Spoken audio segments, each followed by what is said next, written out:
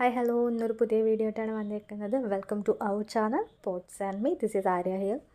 അപ്പോൾ നമ്മളിന്ന് ചെയ്യാൻ പോകുന്നത് എന്താണെന്ന് വെച്ച് കഴിഞ്ഞാൽ നമ്മളിന്നൊരു പോത്തോസിൻ്റെ കട്ടിങ്സ് എടുത്തിട്ട് ഒരു ഹാങ്ങിങ് പോട്ടിൽ സെറ്റ് ചെയ്തിട്ട് നമ്മളത് ഹാങ്ങിങ് ആയിട്ട് തൂക്കാൻ പോവുകയാണ്. അപ്പം ഇത് എൻ്റെ കയ്യിൽ ഉണ്ടായിരുന്നൊരു വെറൈറ്റി പോത്തോസാണ്. ഇതിൻ്റെ പേര് നിങ്ങൾക്ക് അറിയാമെന്നുണ്ടെങ്കിൽ താഴത്തൊന്ന് കമൻറ്റ് ചെയ്യണം.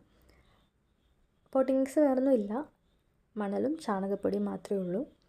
അപ്പോൾ നമുക്ക് നേരെ വീഡിയോയിലോട്ട് പോകാം.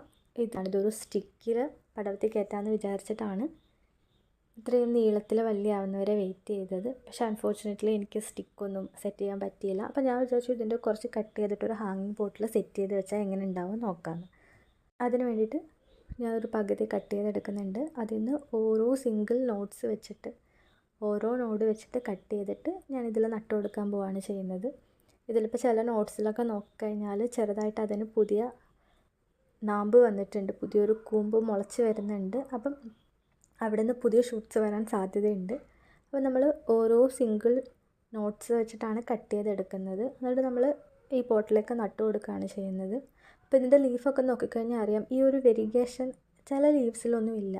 അത് കഴിഞ്ഞ വേനലിൽ മുഴുവൻ ഈ ചെടി വെയിലും കൊണ്ട് പുറത്തിരുന്നുകൊണ്ടാണ്. ശരിക്കും പോത്തോസ് ഒരു ഇൻഡയറക്റ്റ് ലൈറ്റ് കിട്ടുന്ന സ്ഥലത്താണ് വെക്കേണ്ടത്. ഇത് ഒരു മാസം മുഴുവൻ ഡയറക്റ്റ് ലൈറ്റ് തട്ടിയപ്പോഴത്തേക്കും ഇതിൻ്റെ ഇലകൾക്ക് കേട് വന്നിട്ടുണ്ട്. ശ്രദ്ധിച്ചറിയാൻ പറ്റും, വെരിഗേഷനും ഇലകളിലില്ല.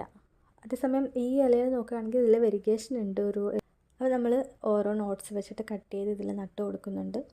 ഇനിയിപ്പോൾ ചെയ്യാൻ പോകുന്നത് എന്താണെന്ന് വെച്ച് കഴിഞ്ഞാൽ കുറച്ച് ചകിരിച്ചോറ് ഇതിൻ്റെ മേലെ ഞാനൊന്ന് വിതറി കൊടുക്കുന്നുണ്ട്. അത് മോയ്സ്ചർ ഒന്ന് റീറ്റെയിൻ ചെയ്യാൻ വേണ്ടിയിട്ടാണ്, ഈർപ്പം നിലനിർത്താൻ വേണ്ടിയിട്ടാണ്. ഇതിപ്പം കിളിർത്ത് വരുന്നതല്ലേ ഉള്ളൂ. അപ്പം നമ്മുടെ സംഭവം റെഡി ആയിട്ടുണ്ട്. ഇവിടെ ഇനി കുറച്ച് വെള്ളം കൂടെ ഒഴിച്ചിട്ട് നമ്മളിത് ആ ഒരു ഷെൽട്ടറിൽ കൊണ്ടുവന്ന് ഒരു തണലത്ത് കൊണ്ടുവന്ന് വെക്കുകയാണ്. ഇവിടെ ഇപ്പോൾ നോക്കിക്കഴിഞ്ഞാൽ തന്നെ നട്ടിരുന്ന കടലാസ് ചെടിക്കൊക്കെ നാമ്പ് വന്ന് തുടങ്ങിയിട്ടുണ്ട്. എൻ്റെ അഡീനിയം സീഡ്സ് കിളുത്ത് വന്നതുണ്ട്. ICUവിൽ ഇരിക്കുന്ന കടലാസ് ചെടികളുണ്ട്. അങ്ങനെ കുറച്ച് ചെടികളൊക്കെ ഞാൻ ഈ തണലത്ത് വെച്ചിട്ടുണ്ട്. അതിൻ്റെ കൂട്ടത്തിൽ തന്നെയാണ് ഇത് വെക്കുന്നത്. അപ്പോൾ ഇതിൻ്റെ അപ്ഡേഷൻസ് വരുന്ന വീഡിയോകളിൽ കാണാം. അപ്പോൾ ഇന്നത്തെ വീഡിയോ ഇത്രയേ ഉള്ളൂ.